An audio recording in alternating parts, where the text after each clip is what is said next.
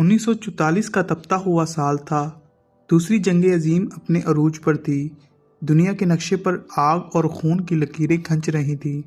Japan, جس نے اپنے پرچم کے ساتھ مشرقی ایشیا کے بے شمار علاقوں کو سرخ کر رکھا تھا۔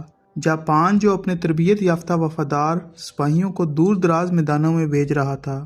ان میں ایک نوجوان افسر بھی شامل تھا جس کا نام ہیرو اونادا تھا۔ اونادا کو بلایا گیا اور ایک سادہ مگر فولادی حکم دیا گیا، چاہے کچھ بھی ہو جائے، کبھی ہتھیار مت ڈالنا، اپنی آخری سانس تک لڑنا اور کسی بھی قیمت پر جاپان کی عزت پر آنچ نہ آنے دینا۔ ہیرو اونادا کا مشن فلپائن کے ایک چھوٹے سے جزیرے لوبانگ پر دشمن کی پیش قدمی روکنا تھا۔ اونادا اپنے ساتھیوں کے ہمراہ جزیرے کے گھنے جنگلات میں اتر گیا، جہاں ہر درخت کی شاخ پر موت چھپی تھی، ہر سائے میں دشمن گھات لگائے بیٹھا تھا۔ مگر جلدی ہی حالات بدلے۔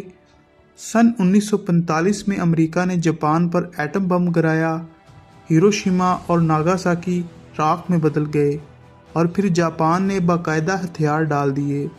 دنیا نے سکھ کا سانس لیا اور یہ خطرناک اور عظیم ترین جنگ کا خاتمہ ہوا۔ مگر لوبانگ کے گھنے جنگلوں میں چھپا ہوا ایک جاپانی سپاہی ابھی تک مورچوں پر ڈٹا ہوا تھا۔ ہیرو اونادا نے یہ خبریں ضرور سنی تھیں مگر ان پر یقین نہ کیا۔ اسے لگا یہ سب ایک دشمن کی چال ہے تاکہ وہ اس کو اور اس کے ساتھیوں کو قید کر سکیں۔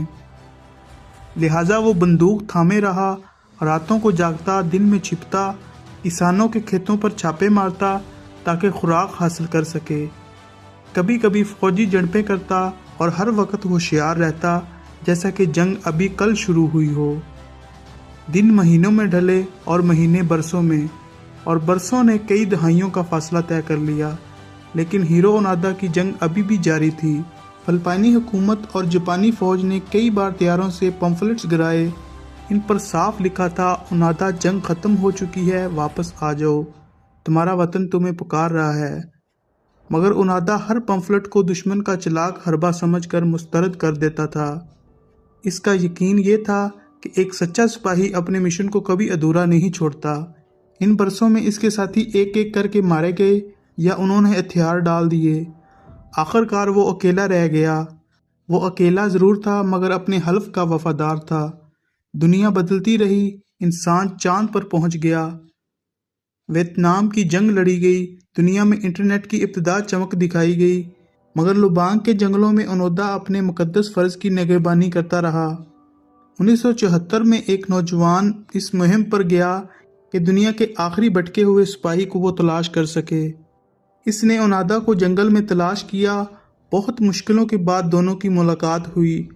اونادا نے سخت لہجے میں کہا، میں صرف اپنے اصل کمانڈر کی زبانی حکم پر ہی ہتھیار ڈالوں گا، ورنہ نہیں۔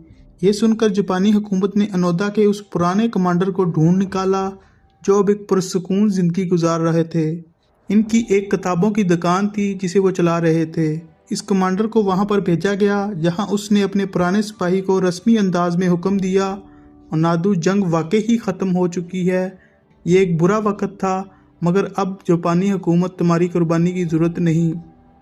یہ الفاظ سن کر 29 سال بعد ہیرو اونادا نے اپنی بندوق اتار دی اور وردی سنبھالی اور دشمن کے سامنے عزت و وقار کے ساتھ ہتھیار ڈال دیے۔ جب ہیرو اونادا جاپان واپس لوٹا تو قوم نے اسے ایک فاتح کی طرح خوش آمدید کہا، لیکن وہ جاپان جسے وہ جانتا تھا اب وہ بدل چکا تھا۔ جہاں پہلے محب وطن جذبے اور قربانی کا دور تھا، وہاں اب مادی ترقی اور مغربی اثرات کا زمانہ تھا۔ اونادا کو اس نئی دنیا میں اپنے لیے جگہ بنانا مشکل لگا۔